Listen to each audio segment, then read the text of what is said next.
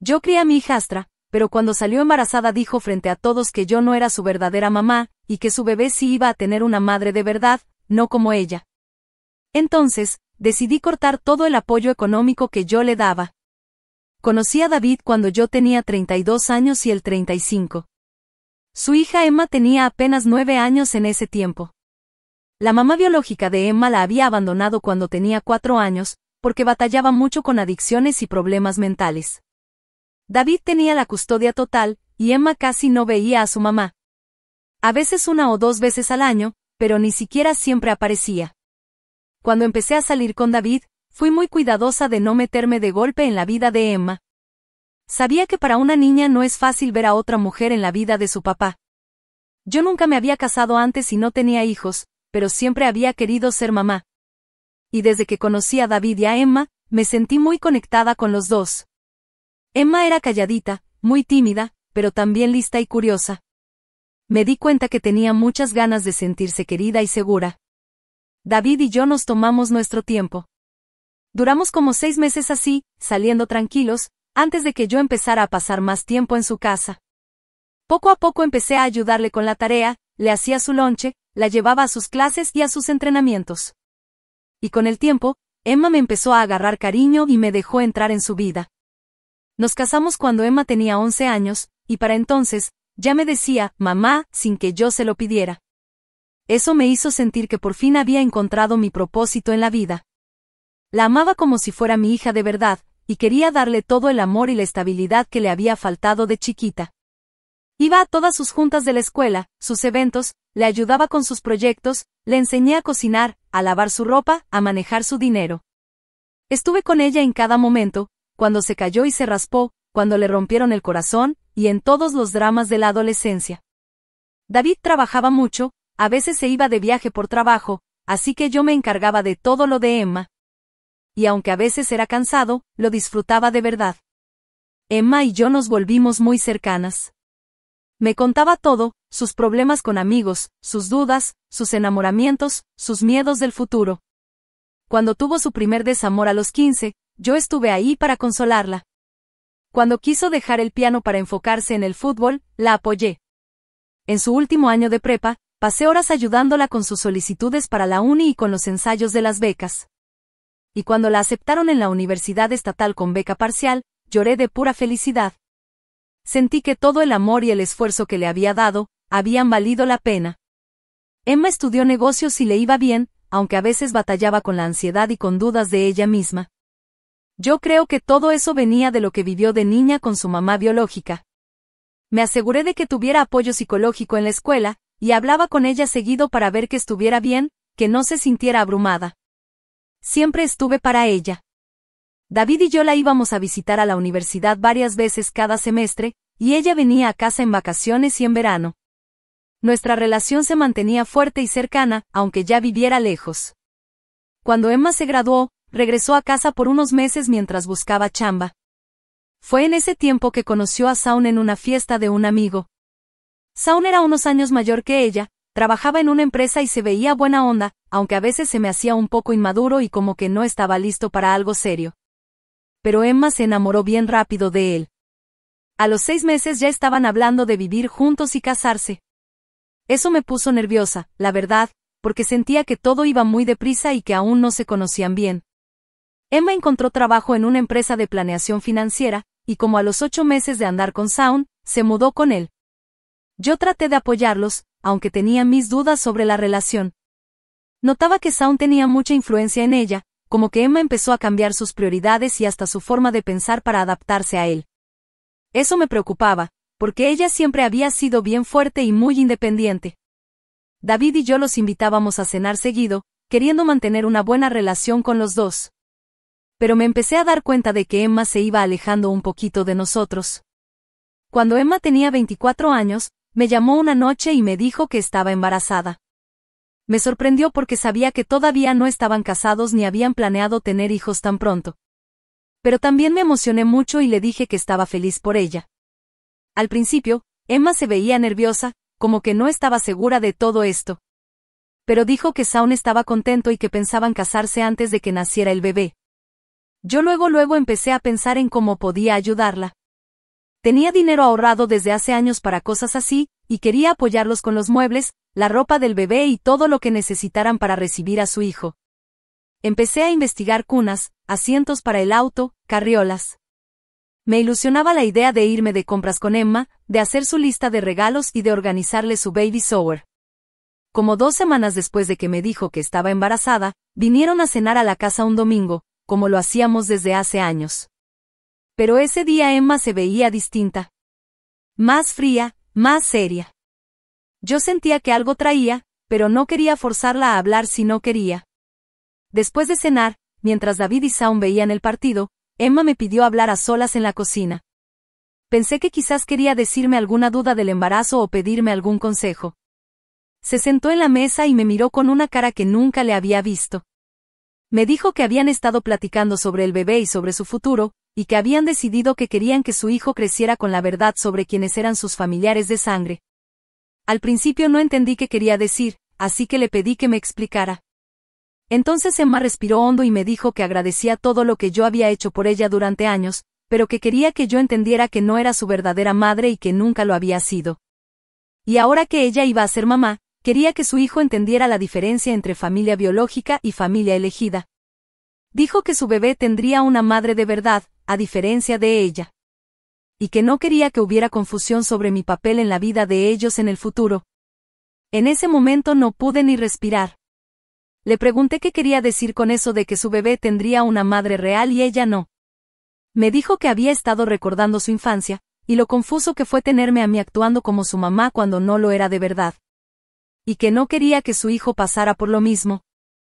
Dijo que ella y Shaun querían ser muy claros con los límites de la familia y que su hijo supiera exactamente quiénes eran sus papás de sangre, y quién era solo un familiar adoptivo. Yo traté de mantener la calma y le pregunté a Emma si estaba diciendo que todos los años que pasé criándola, cuidándola y estando con ella no valían nada porque no era su mamá biológica. Emma me dijo que claro que sí valían, que ella estaba agradecida por todo lo que hice por ella. Pero aún así, eso no cambiaba que yo no era su mamá de verdad, y no quería que su hijo se confundiera con esa diferencia. Me dijo que ya había hablado mucho con Shaun sobre esto y que los dos pensaban que era importante ser honestos desde el principio con su hijo, para que supiera bien cómo era su familia.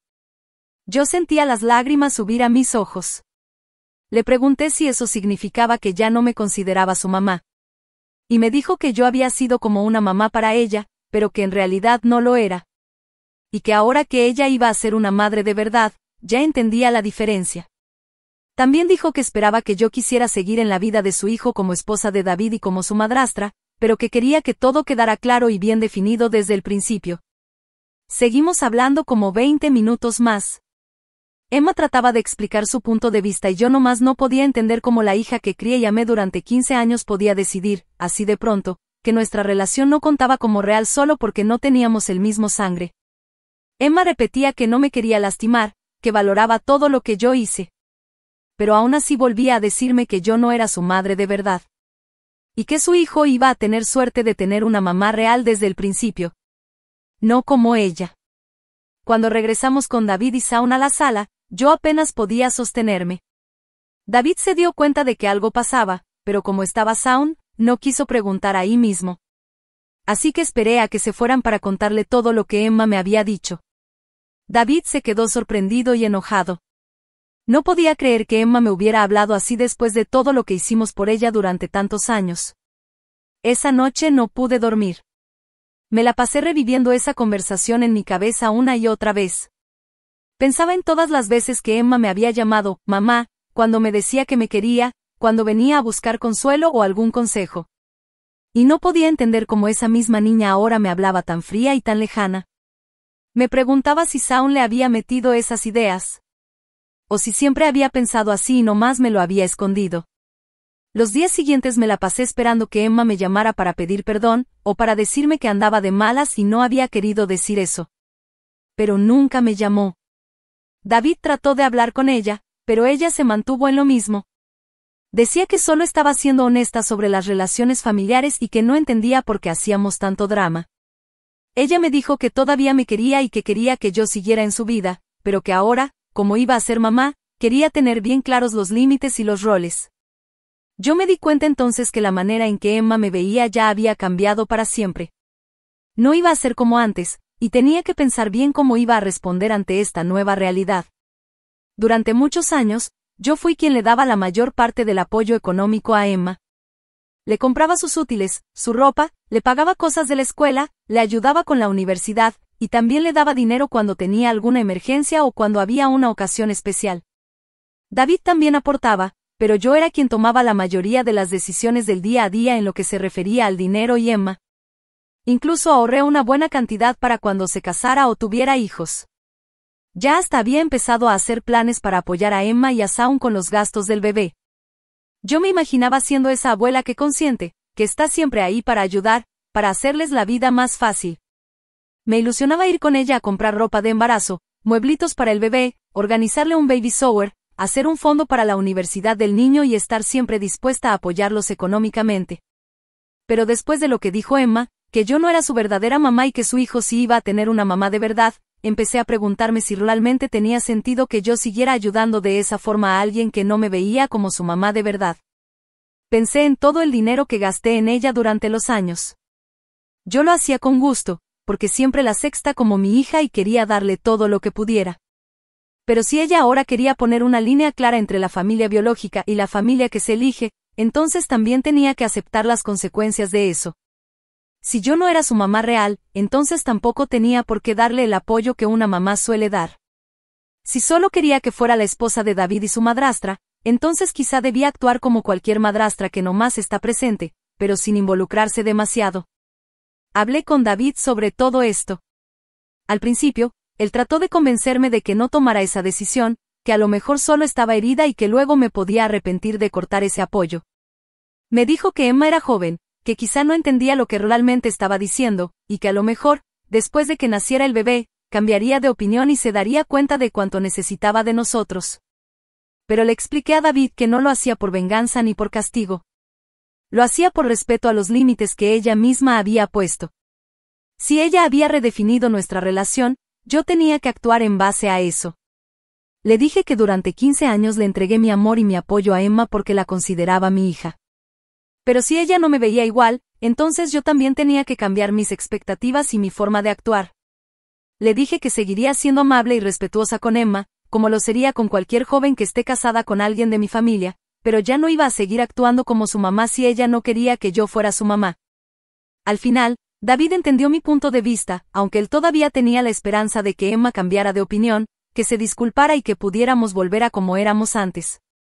Yo también le dije que esperaba que eso pasara. Pero yo ya no podía seguir invirtiendo mi dinero ni mis emociones en alguien que había rechazado claramente la relación que yo creía que teníamos. Le dije a David que si algún día Emma quería reconstruir nuestra relación, pero con otras bases, yo estaría abierta a hablarlo. Pero por ahora, tenía que cuidarme y evitar más dolor y desilusiones. Entonces hablé al banco y cancelé las transferencias automáticas que estaba haciendo a una cuenta de ahorros que tenía pensada para apoyar a Emma en el futuro. También cancelé los planes de comprar los muebles para el bebé y otras cosas que estaba planeando para su cuarto. No le dije nada a Emma sobre estos cambios. No hice un drama. Nomás dejé de hacer las cosas que venía haciendo para apoyarla económicamente. Lo notó como 2 semanas después, cuando me habló para preguntar si podía ayudarlos a ella y a Shaun con el depósito para rentar un depa más grande antes de que naciera el bebé. Le dije que no podía ayudar con ese gasto. Y cuando me preguntó por qué, le expliqué que, como ella había dicho que yo no era su verdadera mamá, decidí limitar mi participación económica al nivel que corresponde a una madrastra. Emma se vio sorprendida y molesta. Dijo que no esperaba que yo reaccionara así después de hablar sobre los límites familiares. Dijo que ella pensaba que yo entendería que hablar de las diferencias entre la familia biológica y la familia por elección no significaba que me quisiera menos ni que quisiera que yo estuviera fuera de su vida. Le dije a Emma que entendía su posición, y que yo solo estaba actuando de forma lógica. Si no era su mamá de verdad, entonces no se podía esperar que yo le diera el mismo apoyo que da una mamá. Emma me preguntó si la estaba castigando por haber sido honesta conmigo, y le aclaré que no estaba castigando a nadie. Solo estaba cambiando mi comportamiento para que coincidiera con los límites que ella había puesto. Le dije que si quería que yo fuera su madrastra, yo iba a participar en su vida como una madrastra, pero ya no como su mamá si ella no quería que yo fuera eso para ella. La conversación se puso tensa y Emma me acusó de ser cruel y vengativa. Eso me dolió mucho, porque yo solo estaba tratando de ser lógica y cuidar mi corazón. Le dije que no quería lastimarla y que de verdad deseaba que fuera feliz y que le fuera bien en su vida, pero también necesitaba protegerme de la tristeza que me daba actuar como su mamá cuando ella ya había dicho claramente que yo no lo era. Emma colgó el teléfono sin que llegáramos a ningún acuerdo. Durante las semanas siguientes, Emma intentó varias veces que David me convenciera de cambiar de opinión y que volviera a apoyarla con dinero.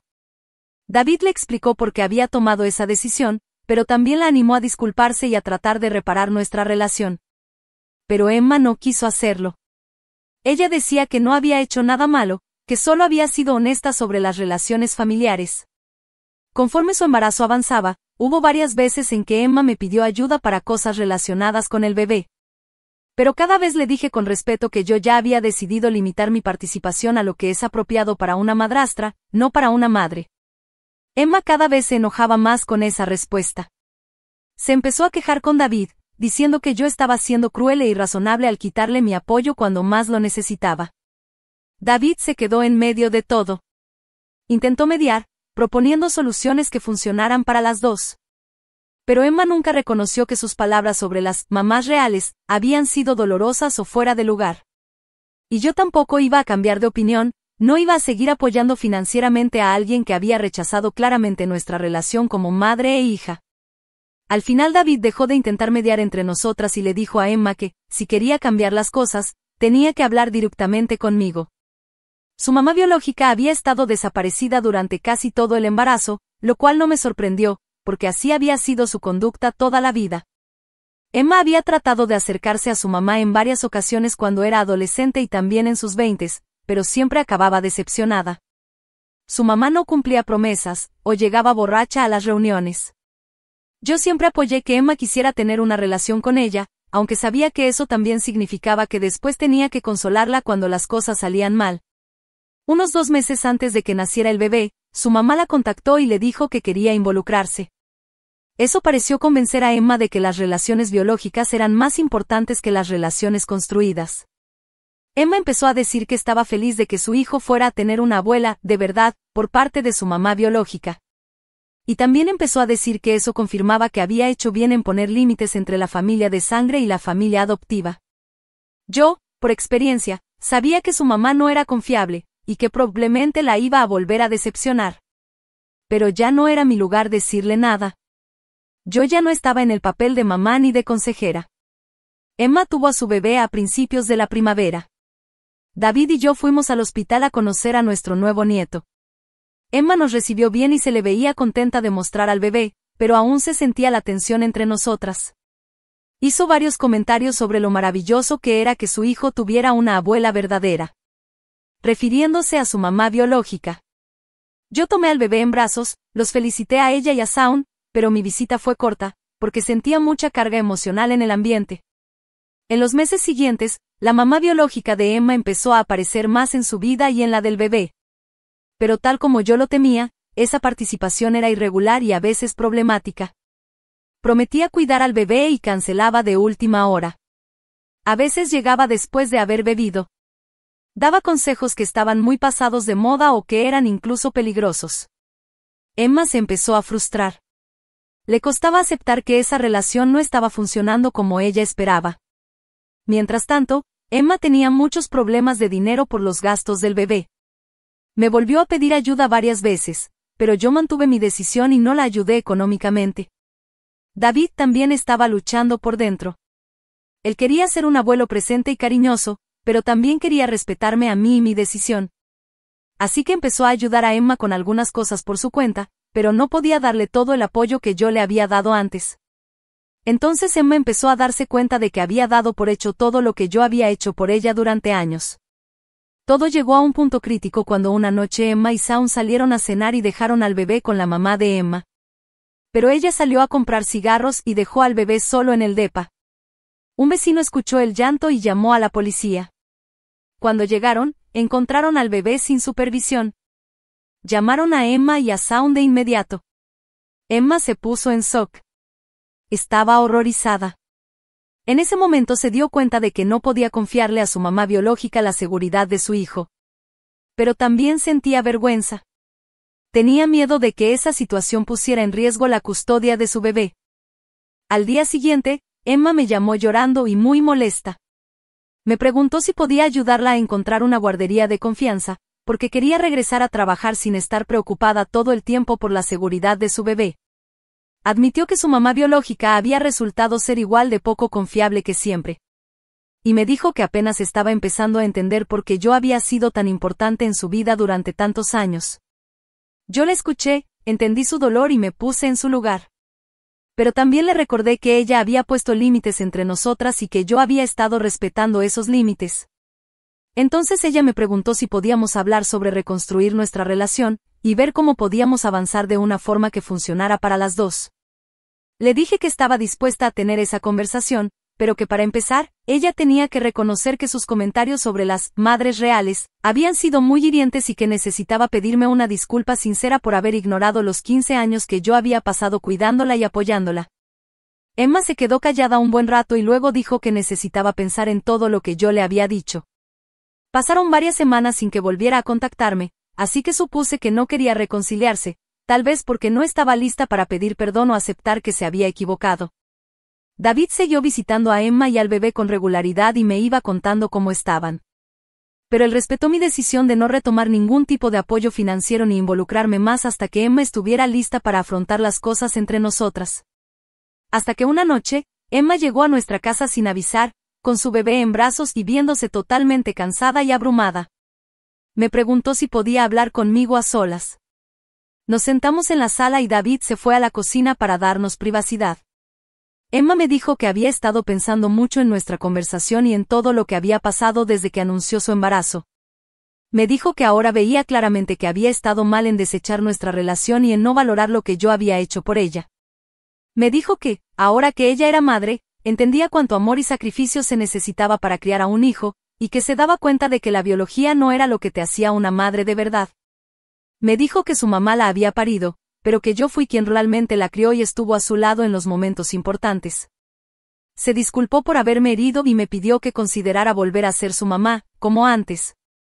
Yo le dije que apreciaba mucho su disculpa y su valentía al reconocer que se había equivocado. Pero también le expliqué que recuperar la confianza lleva tiempo y que no pasa de un día para otro. Le dije que sus comentarios sobre las verdaderas madres me habían dolido mucho, y que, aunque me alegraba que ahora entendiera el valor de nuestra relación, necesitaba ver que realmente la apreciaba con sus acciones, no solo con palabras. Emma me preguntó qué podía hacer para demostrarme que su actitud había cambiado. Le dije que, si de verdad quería reconstruir nuestra relación, tenía que tratarme con respeto y cariño, como trataría a una persona que realmente considera su mamá. En los meses siguientes, Emma hizo un gran esfuerzo por incluirme en su vida y en la del bebé. Me pedía consejos sobre la crianza, me invitaba a pasar tiempo con él, y dejó de hacer comentarios sobre quién era familia, de verdad, y quién no. Empezó a decirme, abuela, del bebé, sin poner ningún tipo de calificativo. Yo empecé a apoyarla de nuevo poco a poco con gastos pequeños para el bebé, y fui aumentando esa ayuda con el tiempo, según veía que Emma realmente valoraba nuestra relación. Pero fui cuidadosa de no volver a darle el mismo nivel de ayuda de antes de golpe, porque quería asegurarme de que su cambio fuera sincero y duradero, no nada más por necesidad. Reconstruir nuestra relación nos tomó casi un año, pero finalmente logramos una nueva forma de relacionarnos que nos hizo sentir en paz a las dos. Emma ya nunca volvió a hacer comentarios sobre familias reales o falsas. Siempre me trató con amor y respeto, como yo siempre había esperado que lo hiciera. Reanudé la ayuda financiera en una medida que me sentía cómoda y adecuada, y me involucré de lleno en la vida de mi nieto como su abuela.